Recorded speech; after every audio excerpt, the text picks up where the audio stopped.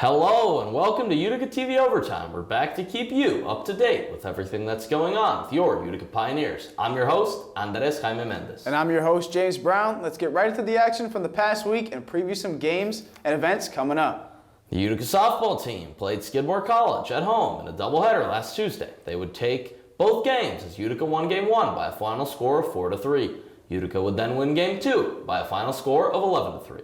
In Game 1, the women were led by freshman Cassidy Doran as she had a hit with 2 RBIs. They were also led by Lauren Paul and Maddie Zuliger as Lauren had a hit with 2 RBIs while Maddie had 2 hits. Pitcher Jordan Conti would have a complete game, only allowing 3 runs on 5 hits. Cassidy Doran would hit the go-ahead 2-run home run in the 3rd inning to take the lead, and this would be the game-winning hit as the women would hold on 4-3. In Game 2, the women were led by Maddie Zuliger. She would have 2 hits and 5 RBIs. The women were also led by Cassidy Doran and Lauren Paul, as they both had 2 hits, while Cassidy had 2 RBIs and Lauren had 1. Pitcher Kylie Murray would earn her 4th win of the season as she would go for 5 innings, only giving up 3 runs. The women's softball team faced off against RPI in the gorgeous weather we had last week on Wednesday. Runners Emily Joss, Abigail Sachs, Bailey McLuhan, and Jordan Conti would make it on base, but didn't end up coming away with the first game. RPI was only up 3 runs in the 6th inning, but managed to make it home 7 more times, closing out the score 10-0 RPI. Utica picked up their spirits in the 2nd game. RPI scored 3 runs in the 2nd inning, but the Pioneers responded with a run in the 5th by Emily Joss. RPI was happy at the news in the 7th inning. The score was placed 10-1. Utica returned at the favor and didn't go down quietly. Bases were loaded and Maddie Zuliger went to bat and she brought in 2 runs, with Abigail Sachs following and bringing in Zuliger. This game unfortunately ended in a score of 10-5 for RPI, leaving Utica at a loss for the doubleheader. Moving on to baseball. The Pioneers took an impressive 16-3 win last Wednesday over their crosstown rival, SUNY Poly. Our boys came out hot with 16 runs and 16 hits this game.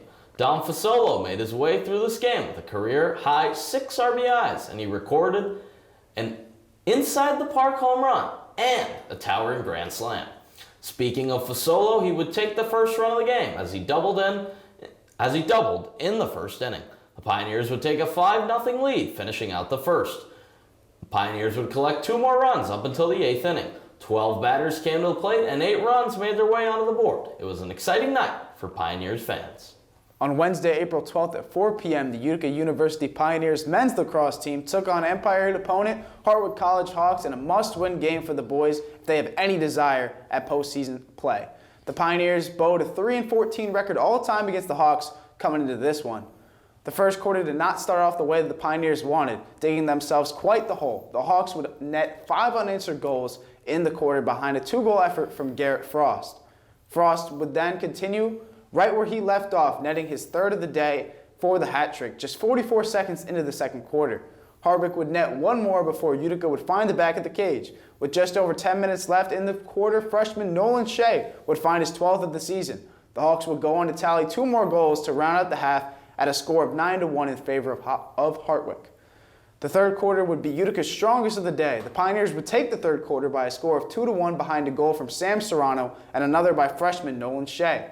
Going into the 4th quarter, the Pioneers still trailed the Hawks by a score of 10-3 at home. Hartwick would finish this game as they started it by shutting out the Pioneers by a score of 4-0 in the 4th quarter. Then the Hawks would take this Empire matchup by a final score of 14-3, improving to 3-1 in conference play. Hartwick's Garrett Frost would steal the day, finishing with an impressive 6 goals on 10 shots. With that loss, the Pioneers now drop to 1-3 on the season in conference play and will presumably miss out on yet another postseason. Tournament golf is back, baby, and I'm not talking about the RBC Heritage Classic. The Utica University men's golf team headed down to Hershey, Pennsylvania for day 1 of the Empire 8 Golf Championships this past Saturday, April 15th. Schools will combine both their fall and spring scores to determine their final standings. Pioneers finished in 3rd place of the Empire 8 Fall Championship with a total of 678 strokes. Let's jump into the action from Saturday. Adam Woodmansey and Nathan McDonald would lead the way for the Pioneers on day 1. Both would close out the day shooting a total of 11 over par. The duo both shot 7 over par on the front 9 and 4 over par on the back 9. Woodman C came into the weekend after closing out last fall's championships tied for 9th place with a score of 168, 24 strokes over par. The Pioneers would also receive help from Carter Lathrop, who shot 12 over par on Saturday, which was good enough to find himself in the share of the 16th spot on the leaderboard. Utica currently sits in 4th place after day 1 with a score of plus 53. The Pioneers are 44 strokes off the lead as they look to bounce back on day 2. Their first tee time Sunday is set for 9:40 a.m. On Saturday afternoon, the women's lacrosse team downed the Madai Mavericks by a final score of 14-8 during the Mike Parnell Memorial Game at Gaetano Stadium. It was the first time that these teams have played each other in 4 years. Looking at their history, the Pioneers have been able to maintain a winning streak against the Mavericks, which they defend this game. As a team, the Pioneers outshot the Mavericks 37-22 with 27 of their shots falling on goal. Utica would complete the perfect 12 for 12 on clear attempts. Leading the charge for the Pioneers was Samantha DeCondo, who found the back of the net 5 times and tallied 2 assists for a total of 7 points. The trio of Daniela Muscari, Grace Stuhlman, and Katie Crowfoot each tallied 2 goals. Rounding out the scoring for the Pioneers was Alyssa Drell, Alyssa Pisano, and Mara Cunningham, who each tallied 1 goal.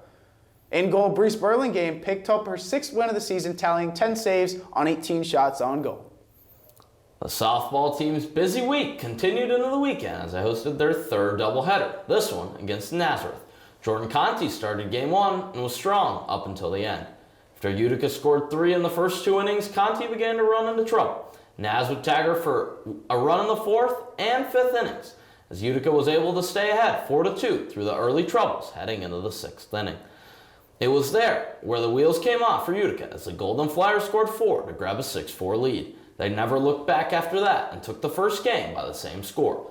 The second game was a different story as both teams were held scoreless through the first 5 innings. Nazareth scored first in the top of the 6th with Cassidy Hoffmeyer stepping on home for the Flyers. Utica quickly struck back though when Emily Joss double home Brooke Catlin to tie the game at 1. And 1 batter later, Kylie Murray knocked in the go-ahead run after an error. Kylie Murray pitched a gem as well, going all 7 innings, allowing just a 1 run. Pioneers wound up taking Game 2 by a score of 2-1, splitting their first doubleheader of the weekend. Conference play resumed for the baseball team on Saturday when Elmira came to town. Ryan Cardone started the first game of the doubleheader for the Pioneers. It was a tough 3rd inning for the Pioneers where 3 runs came across for Elmira. Cardone just went 1 more inning after getting roughed up, but the bullpen dominated, throwing 3 scoreless innings to keep this game in reach. And they did just enough as bases loaded sac fly from Joe Batista tied the game, bringing home 2 with Tommy Ziskin flying to score from second. Another sac fly from Antonio Martinez would walk it off in the 7th. Final score 4-3. The big comeback fueled the Utica offense into the second half of the doubleheader. After 4 scoreless innings, Utica's lineup woke up. They scored 4 in the 5th when Joe Crossley was the heart of the rally. The center fielder was responsible for 3 out of the 4 runs. The Utica offense scored each inning after that with the final run coming in at the bottom of the 8th, putting Utica up 11-1 to reach the mercy rule. A dominant start on the mound from freshman Cooper Kanabe as he pieced up the Soaring Eagles, throwing an 8-inning complete game en route to another Rookie of the Week award. Saturday, the men's tennis team hosted matches against Houghton University in both doubles and singles. Let's take a look at the highlights. In the singles matches, Damian Bruce held a close match in his first game but ended up falling to Houghton 7-6. Jack Powdy put up a 4-6 fight but ended up falling to Houghton in both the first and second games. The double matches were quick but were interesting to watch. Most ended in a loss for Utica, but all matches were able to score 2 points, while the duo Hunter Sanford and Bradley Litz, as well as Damian Bruce and Richard Nguyen, scored 3 points over Houghton. Utica took a loss in tennis today, a final score of 9-0 for the Pioneers. On Saturday, the Utica men's lacrosse team would play Medaille University at home. The team would also share their senior day, as well as remembering their former head coach Mike Parnell before the game. The motivation of both senior day and playing for their former head coach would lead Utica to an absolute blowout, as they would win by a final score of 25-1.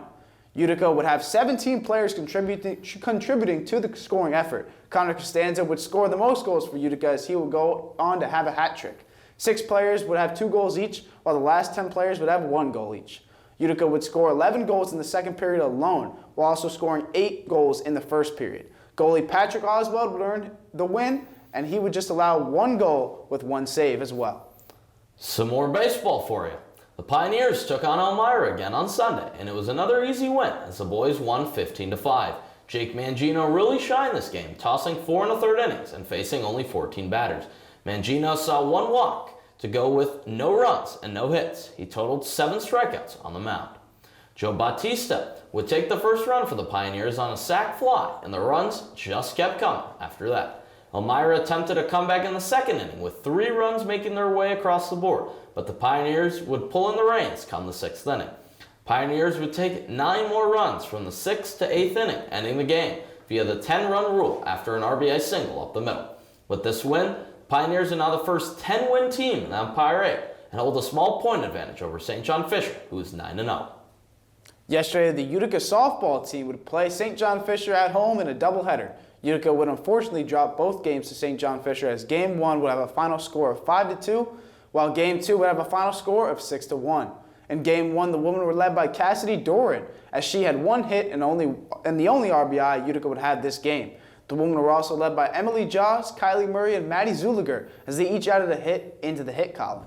Pitcher Jordan Conti would lose this game after allowing 2 earned runs over 6 innings. St. John Fisher would score 3 of their 5 runs just off of errors. Utica would go on to lose this one 5-2. In Game 2, the women were led by Maddie Zuliger, as she had 1 hit and 1 RBI. The women were also led by Lauren Paul and Abigail Sachs, as they each had 1 hit. Pitcher Kylie Murray would take the loss in this one, as she pitched 6 innings and gave up 2 runs. Utica would go on to lose this game 6-1. The Pioneers golf team wrapped up their final day of the Empire 8 Championships this past Sunday down in Hershey, Pennsylvania. The team came into the day sitting at 4th on the leaderboard, 44 strokes behind the lead. Their first tee time was set for 9:40 a.m. Let's take a look at how things wrapped up on the year for your Pioneers and Empire 8 play.